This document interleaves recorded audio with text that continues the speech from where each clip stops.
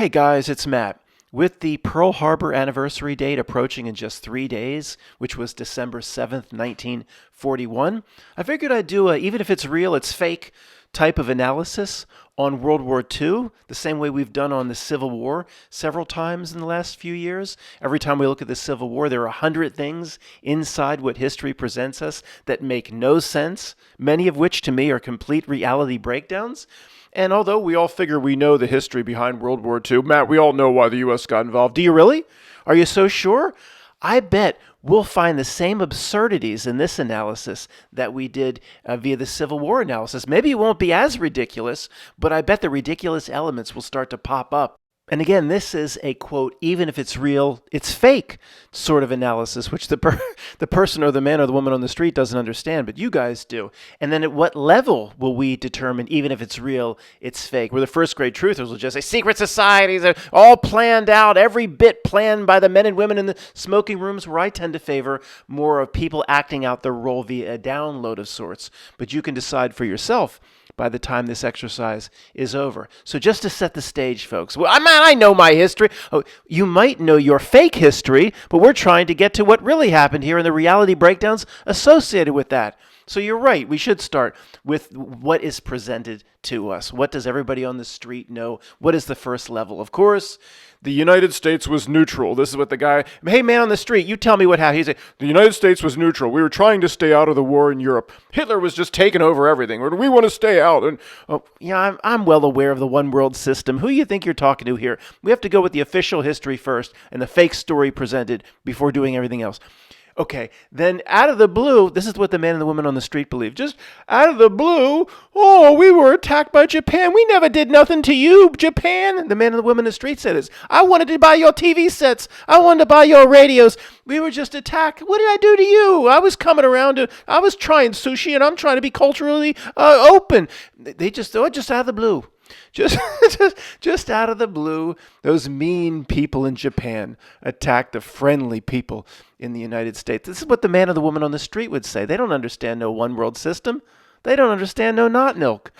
Then the next level, and this isn't just for conspiracy researchers, the next level of people on the street that think they know a little bit more will tell you about the sanctions against Japan. Well, Matt, there were huge punitive sanctions for years where there was an oil embargo and Japan couldn't get raw materials and the raw materials it needed not just to build its war machine, but to feed its people. And the U.S., the embargo, and the U.S. was involved in cutting all the supplies off from Japan. So Japan had to strike. Now, that's what the academic, somebody that really thinks they're smart, would tell you at the university level, that they were baited into the attack, Matt. And some would actually go as far, even at the university level, saying the United States wanted the attack. Of course, that's not just for conspiracy researchers anymore. Many people at the university levels, they were not just baited and goaded into it. They wanted the attack to happen. But let's just see what makes sense. Okay, again, all these academics would say Japan was being starved of resources. Well, how was this embargo being enforced by the United States? Did they have a ring of battleships and carriers surrounding the island? Did they completely, it was a complete blockade of sorts where every ship that tried to go out was turned back? And no, there wasn't no blockade. There was no ring of battleships and carriers around the island of Japan. That would be impossible anyway. So the story is mostly that the United States no longer sold oil and certain raw materials to Japan, just wouldn't sell. So Japan had no way, has this gigantic navy, of course, completely on par with the United States. They had no way of getting resources. That's what we're told. The U.S. kind of cut them off. Well, there's no other where in the world that they could get resources like oil or raw materials or rare earth metals. They had invaded Indochina. Okay, Indochina is not Indonesia. Indochina is like Vietnam, Laos, Cambodia for the most part. They had been in there for years. How many? 3 or 4 years or so. I don't know. Okay, they had been in there for years. There's no resources in Indochina with their navy. They had no ability to go into what would be called the Middle East, where in 1939 there were already oil wells in Saudi Arabia. Of course, that's what World War I was all about. Go watch Lawrence of Arabia if you want to see the fake history. Well, actually, that's real. It's showing you that's really what happened. And the history they present you in terms of World War I and what Saudi Arabia would become is completely fake. It's obviously a complete puppet state, but everybody thinks it's real and they control the oil. It's absurd. Guys, let's go over to the world map for just 2 minutes. I know this is a Pootie Tang Award exercise. It'll be a rudimentary observations as to how easy it would have been for Japan to get resources, but nevertheless, we have to do this because this is the ridiculous history that we're told. Okay, this is Japan here. You see my cursor? This is Japan here before it was Mandela affected, and it became and it was moved 1,000 miles left towards.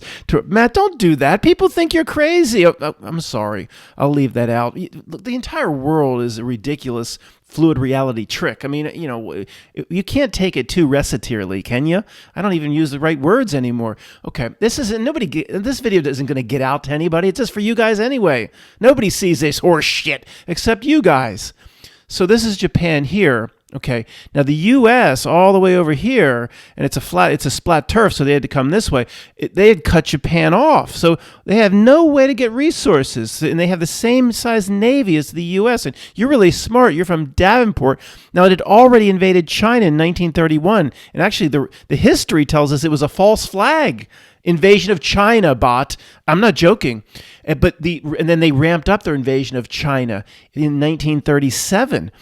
Okay, Japan already had been invaded. Indochina, okay, Laos, Cambodia, Vietnam, Indochina, as Marcellus Wallace put it, where he thought, if that mother effer goes to Indochina, I want a blank out there to pop out of a bowl of rice and put a cap in him.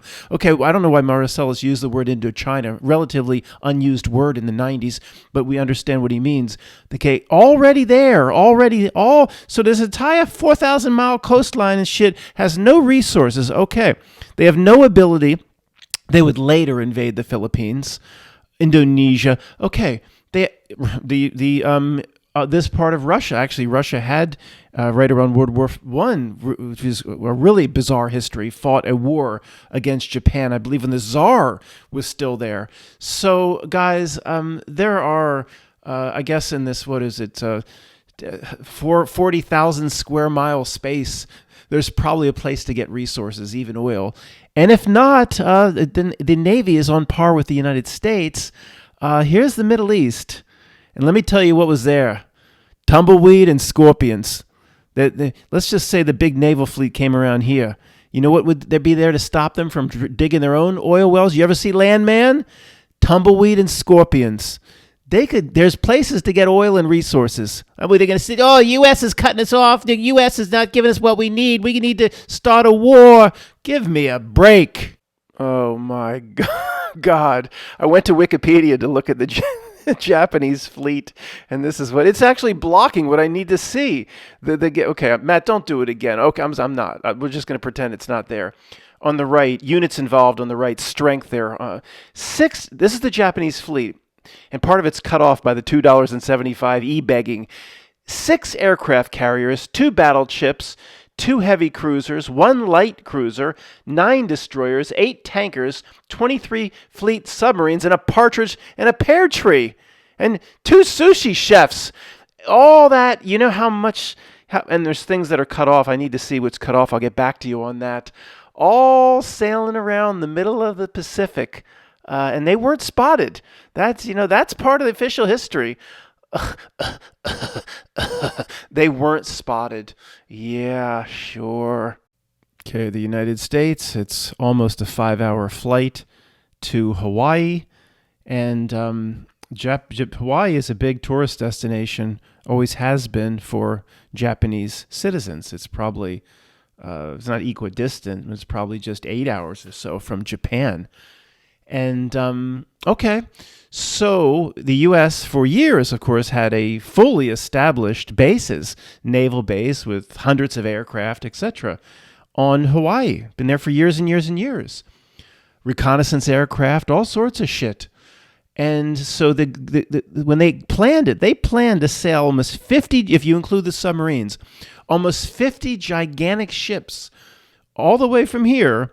Our plan is to sail and somehow evade the reconnaissance. They got no satellites or whatever, but they got reconnaissance. It's called reconnaissance aircraft. And our goal is to we got to get to this, about where this ring is. This is not a battle map. This is something else. But basically, we got to get to this ring. We get those 50 big ass ships inside this ring. Then we can launch our planes from the carriers. And then this is how it went down in the Japanese smoking rooms. It was like, okay. Yeah. How do you expect not to be seen? We'll just, I don't know, we'll go a little bit, we'll go up here, then we'll go up here, then we'll go down here, and then we'll go up here. But what if there's no cloud cover? They can see for hundreds of miles with clear blue skies. We're gonna get lucky. The plan. This is the brilliant tactic from Japan, simply to have 50 ships, some of which were, I don't know how many tons is an aircraft carrier? More than 5, 50 gigantic ships if you include the submarines. And their goal, or the tactic, is just simply to dance around out here for weeks and weeks and not be seen. Now, not in ilk history, you've insulted our intelligence, at least the few of us that don't have our head up our ass. Now, you can give me another Pootie Tang award if you want, but I just have to impress upon you how easy these gigantic aircraft carriers are to spot out in the middle of the Pacific Ocean, especially on days where there's no cloud cover or any sort of fog or mist. I mean, this says IJN Katsuragi, the last of Japan's fleet carriers. This isn't a go-fast boat running frogmen, like none of the go-fast boats that they talked about in the Miami Vice, with painted camouflage, small, running alongside the waves with frogmen. This is some gigantic 48,000 million quadrillion ton piece of metal traveling at about 5 miles an hour, or whatever a knot is, with a 10 knots. I don't know, whatever that is. It sounds legitimate. It's not moving real fast, and the whole carrier group's together. It's not like they're thousands of miles apart, and one can just kind of sneak under the radar. They're all carrier groups together because the battleships and shit have to protect. It's all about getting the aircraft carrier close to Pearl Harbor so it can launch its planes, its Zeros, which of course are all made by Mitsubishi and Nissan, and then they just made cars after that. Nobody cared that they made the Japanese Zero. It was never in a competing commercial from Ford. You would think if it wasn't a one-world system, Ford or General Motors would say, we want to remind the American people, when you choose Nissan or when you choose Mitsubishi, they were the primary two for the Japanese Zero in most of the aircraft construction. We want to remind, these ads should have been running in the 80s, 90s, and through 2010. We want to remind everybody that these are the same son of bitches, that built the Japanese Zeros, that took down your uncles and your grandparents. Now you want to buy from them? Kick them the fuck out of the U.S. This would be the auto commercials from Ford, Chrysler, and GM in the 80s if anything were real and it wasn't a one-world system. Just as the commercials from the Republicans, even nowadays, should be, do you know who created Jim Crow in the South and separate water fountains and separate counters? The Democrats and the KKK of the 1950s. Not one ad, not one commercial gives fake reality away. Not one ad from the automakers letting you know that it was the same. You're gonna buy from a competing company. They made the Zero. They made your family go kaput. I'm no marketing specialist, but I think that would go over pretty well. And one last segment. I'm sorry to be repetitive, and maybe that same commenter will come back here and scold me. Matt, you're being repetitive.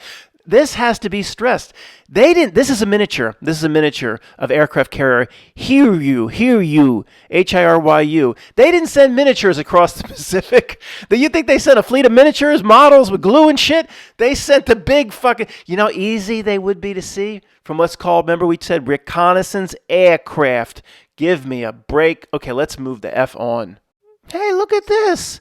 This hurts that whole narrative that Japan was just searching for resources and the U.S. didn't have to keep the embargo. Let's read this. This kills all the bullshit that we've been told. I want my money back from Penn State, and I didn't even pay him that much back then. Now even in-state, it's probably $20-some thousand a year. It's all a ripoff. Sorry. Japan invaded China during the 20th century, beginning with the 1931, put your hands out, identical, 1931 invasion of Manchuria. That's just China to you and me. And escalating into a full-scale war in 1937 that lasted until 1945. That's the end of World War II. So 1931... Okay, 1941, 10 years later, was Pearl Harbor, Pootie Tang Award. The second Sino, why don't they say China? What's Sino? That's racist. Was a major part of World War II. And look, here you go. This is the point. was fought for resources and geopolitical advantage by Japan and for national survival by China. Well, of course, they were being invaded. The conflict resulted in devastating consequences for China, including millions of deaths and widespread destruction. Hey, Not Milk, thanks a lot. Thanks a lot, Not Milk. The Chinese thank you for all the destruction you've caused all over the world. We've gotten off easy, and our ancestors easy here in the United States, folks. You want to talk about suffering? Let's look around the rest of the world and Africa today. Matt, just stop with the sidebar. We know there's suffering. Shut up. 1931, original invasion of Manchuria, not listed here, but there was a false flag event. Reality and the fake reality can't help itself.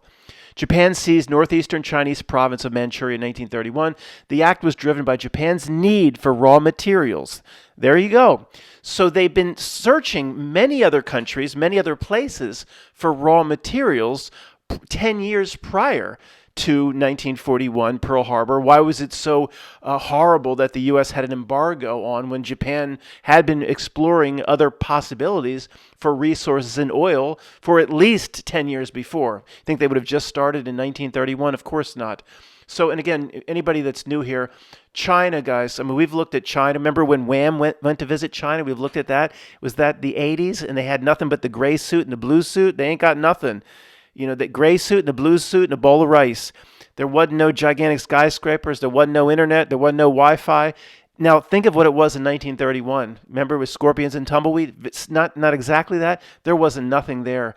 Japan invaded China, of course, time after time with sophisticated weaponry and very similar to how it was expressed in the Tom Cruise movie, The Last Samurai, where the samurai, the ancient warriors, were fighting against machine guns, and at least it was the Gatling gun in the last scene in The Last Samurai. China would have been the same way.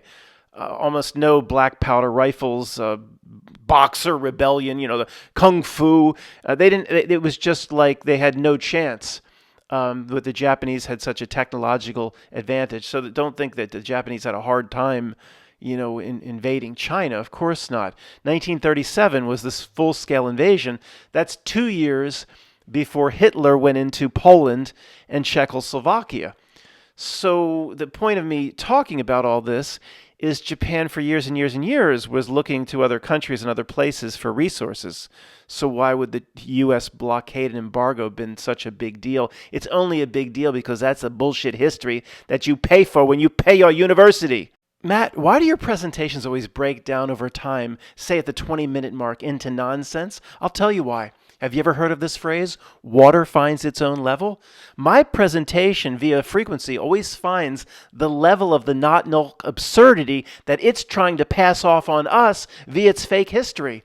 The more absurd it becomes in what it's pawning off on me and asking me to believe, the more my presentation becomes absurd to match it back. Doesn't that make sense? Go look up the yin-yang symbol if it didn't make sense. My yang will match its yin. I have no idea what that means, but I'm not re-recording. How U.S. economic warfare provoked Japan's attack on Pearl Harbor. Oh, sure. How U.S. economic warfare provoked. What does that mean? Japan's attack on Pearl Harbor. Remember we looked at the map? They had to wait for the shipments from U.S. They had to wait for those shipments like they waited for Amazon.com. Come on, Matt. Just please go back to professional. It doesn't have to find the level of the Not Milk. I'm sorry. I'll do a little bit better. I'll become a little bit more professional and reciteer. Let's look at this good article. Imperial Japan needed foreign resources to survive. In the late 19th century, Japan's economy began to grow and industrialize rapidly. Because Japan has few natural resources, many of the burgeoning industries had to rely on imported raw materials such as coal, iron ore, or steel scrap, tin, copper, bauxite. What's that? Rubber and petroleum. That's oil to me, to me and you. Without access to such imports, many of which came from the United States or from European colonies in Southeast Asia, where they invaded 8 years before, Indochina. Okay, we'll get back to that. Japan's industrial economy would have ground to a halt. By engaging in international trade, however, the Japanese had built a moderately advanced industrial economy by 1941. Look at this. American politicians didn't like the Japanese before World War II. Well, why would they? We just read they were killing millions of Chinese in the Japanese Sino. What's Sino mean? Japanese Sino-Sino War. What, they supposed to like that or something? Does that surprise anybody? American politicians didn't like the Japanese for World War I, trying to continuously expand their empire, invade foreign nations, and the foreign nations they were invading, killing millions? That's something they should just slough off like no big deal and go sit down and have a sushi dinner? When Franklin D. Roosevelt became president in 1933, the U.S. government fell under the control of a man who disliked the Japanese and harbored a romantic affection for the Chinese. Really? Why? What was that all about? This may be related to how, as some writers have speculated, Roosevelt's ancestor had made money in the China trade. Roosevelt had his fingers in that opium shit, that poppy seed shit where they addicted half of China to heroin? Maybe. Roosevelt also disliked the Germans, and of course, Adolf Pootie Tang Award. He tended to favor the British in his personal relations and in world affairs. Pootie Tang Award. What you think he's going to say? Somebody asked him in the smoking room, "Who do you like, FDR? Do you like the Germans and Adolf, or do you like the British?" "Well, I'm not so sure. You know, the British are kind of boring, and I don't really like that. What's a Churchill guy?" "Yeah, but the Germans are invading foreign countries, and already millions are being gone kaput." "That's okay. I can look. I think I like the Germans." What do you expect him to say?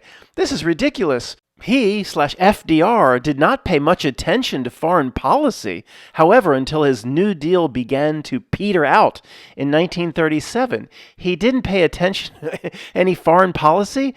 As we just looked at, the Japanese were killing millions in China. It said millions in China. So he didn't pay much attention to it when they told him in his office at the Resolute desk or whatever.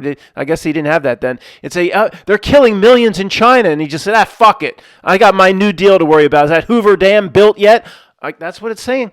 Afterward, he relied heavily on foreign policy to fulfill his political ambitions, meaning, in parentheses, what the not milk wants, including his desire for re-election to an unprecedented third term. That's all they care about. Japanese invade China, millions dead. How's my polling results? Actually, that's wrong too, because it was FDR that told us that presidents are selected and not elected, and he himself knew that counting the vote didn't mean anything. So even that's wrong. As we go into the different layers of confusion, it gets even more fucked up. Next part of the article, America squeezed Japan by blocking its trade. Treasury Secretary Henry Morgenthau, you ever hear of him? And Interior Secretary Harold David Ickes vigorously endorsed this policy. Roosevelt hoped that such sanctions would goad the Japanese. Did I say goat earlier? I said goat. It's goat. It's bait or goad the Japanese. I think I said goat the Japanese. We learn something every day. Goad the Japanese into making a rash mistake by launching a war against the United States, which would bring in Japan's ally Germany. Wait a second. Roosevelt hoped that such sanctions would goad the Japanese into starting a war? Well, I thought that was the fringe conspiracy. Now, the academia, those down at the universities, down here at Villanova and St. Joe's University, are just admitting this now? Isn't it amazing? Rob talks about this a lot. He said, the stuff we thought was absolute conspiracy 15 years ago, this is a big theory of Rob's, is normalized. And that's to a degree what's happening here. Accordingly, the Roosevelt administration, while curtly dismissing Japanese diplomatic attempts to harmonize relations, imposed a series of increasingly stringent economic sanctions on Japan. In 1939, the United States terminated It terminated the 1911. There's the 9 paired with the. They terminated the 1911 commercial treaty with Japan. Look, Jeff, there it is. It has to be there every time. George Morgenstern, in the book Perpetual War for Perpetual Peace, noted America's actions. On July 2, 1940, Roosevelt signed the Export Control Act, authorizing the president to license or prohibit the export of essential defense materials.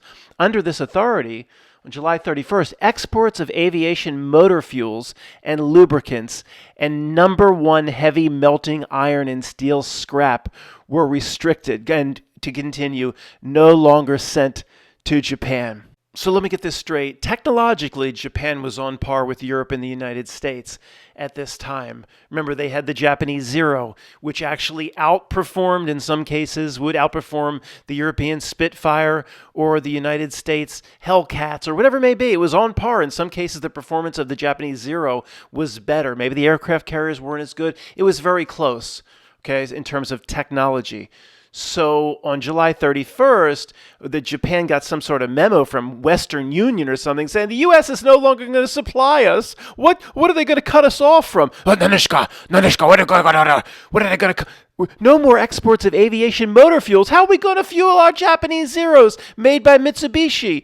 No lubricants. No number one heavy melting iron. Nandishka, shit. What the fuck are we going to do? They had.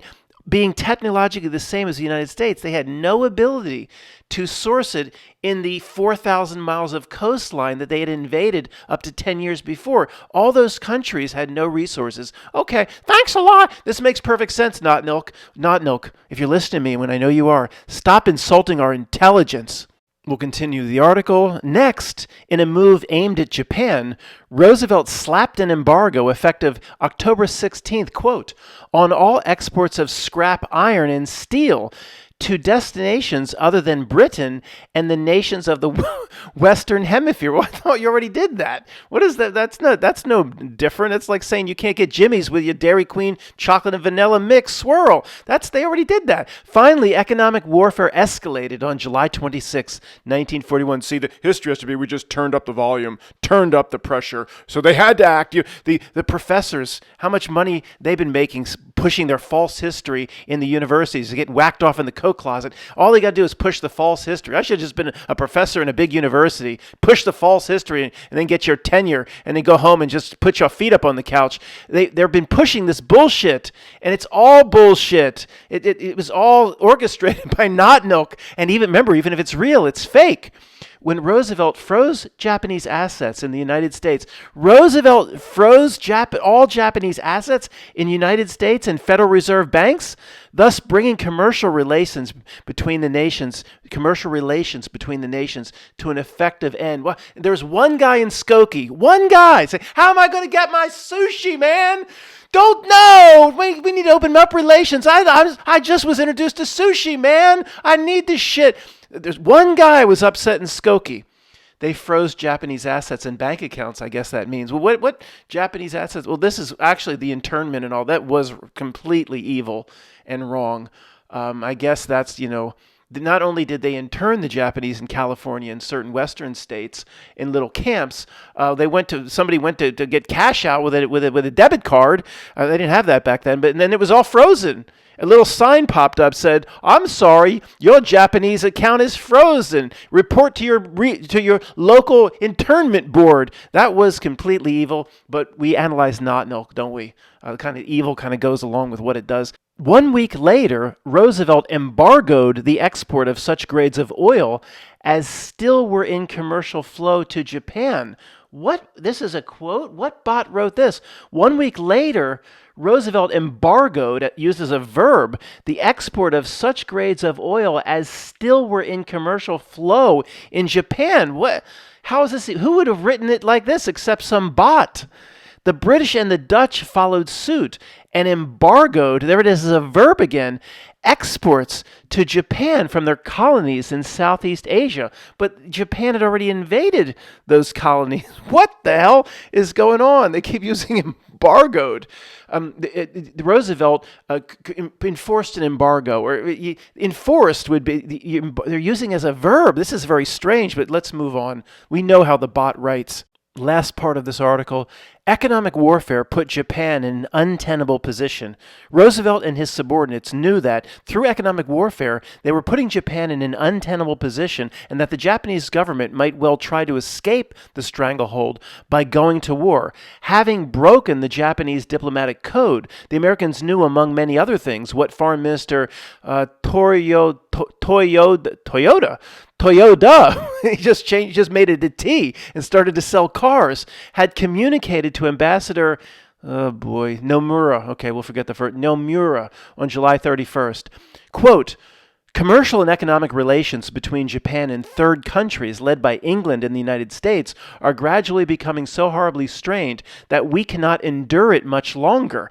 Consequently, our empire, to save its very life, must take measures to secure the raw materials of the South Seas. Oh, sure. So back to Rob's theory, at least the first level conspiracy is now being accepted, even by the dummies on the street. Not quite there yet, but academia, those in the universities that think they have it right, that think the tuition that the kids pay is actually justified. We kind of know now, Matt, that they really expected Japan to strike back, and they kind of let it happen. Well, yeah, we know that. I mean, I'm just saying every aspect, when we did go back and made fun of how the Japanese strategy of just trying to avoid detection made no sense. I mean, but it all relates back to Knottnilk. It all relates back to a reality script and a one world system, those on the download, and even if it's real, it's fake. Okay, you could say one world system existed at the time. You could say 5 people related to Melvin and Bezos made the decision, and Japanese knew it was part of the one world system, as did Germany. And okay, everybody knew their role. Well, that's still, even if it's real, it's fake, because a lot of people lost their lives, millions and millions, in what was called World War II.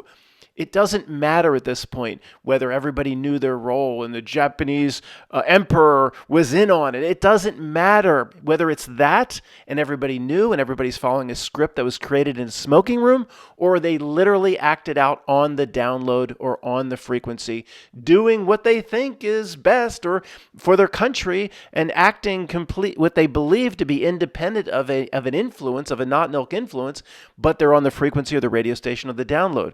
What I'm saying at this point is, does it really matter? Should we just keep trying to decide whether it was at least we agree that, I mean, as truth researchers, that no matter how reality pulls this off or what anybody knew, it's a gigantic script, and it always has been a script, and it's simply, even if it's real, and many parts here were real, there was really an attack on Pearl Harbor, first-grade truthers, even if it's real, and there's destruction and carnage and death, even if it's real, it's fake. Okay, guys, last segment. Let's expose even more absurdity by looking at this from the Japanese perspective.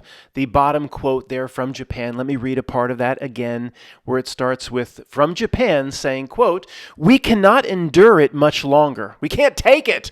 Consequently, our empire, to save its very life, must take measures to secure the raw materials of the South Seas." So they were just forced into it. Let's look at it from Japan's perspective. How did that go in their own smoking rooms? Were they sipping sake? And then, we need resources. Yeah, we do. Everybody, Pootie Tang Award. Everybody knows that. Well, what should we do? Deplete all our resources by attacking the United States when we can't get new resources. Well, that's brilliant. You're going to go far here. Are you related to George Soros? So let me get this straight.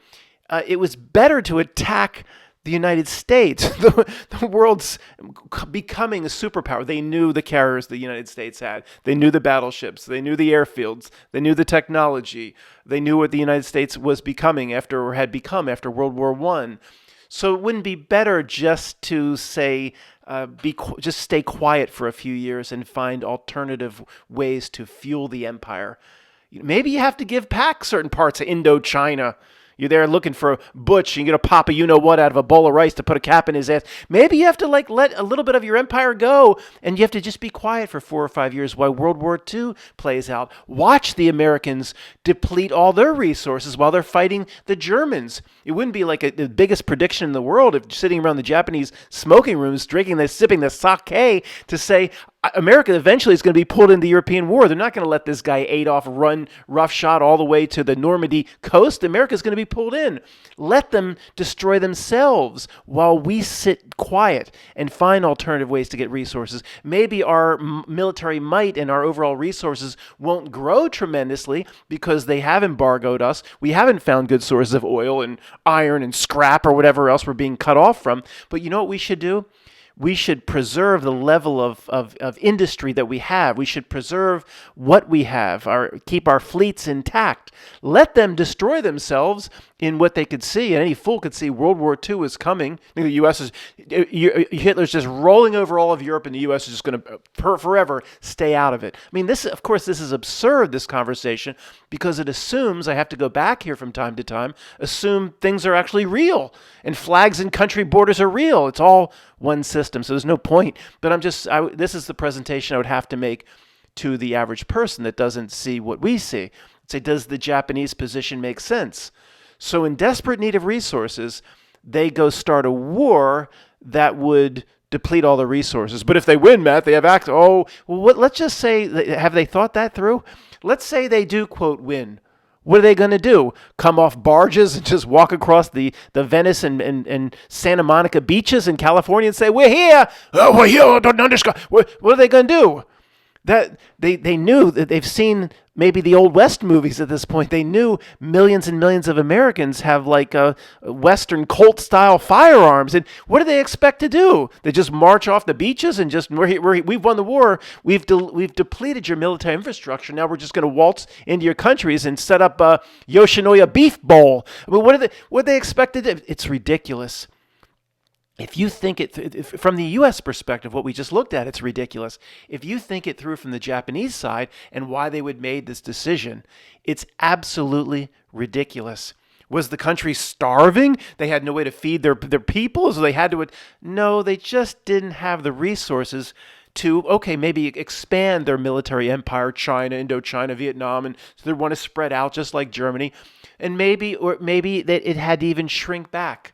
But if you're Japan, does it really take a military genius? We could go into a second grade classroom and say, we could just go right down here, the elementary school. We'll say, what would you kids do? Oh, we would just sit tight and let the world destroy themselves. Then we'd come attack. Exactamundo. Not Nilk. One last time. Stop insulting our intelligence. Everybody in the old guard, thanks for being here.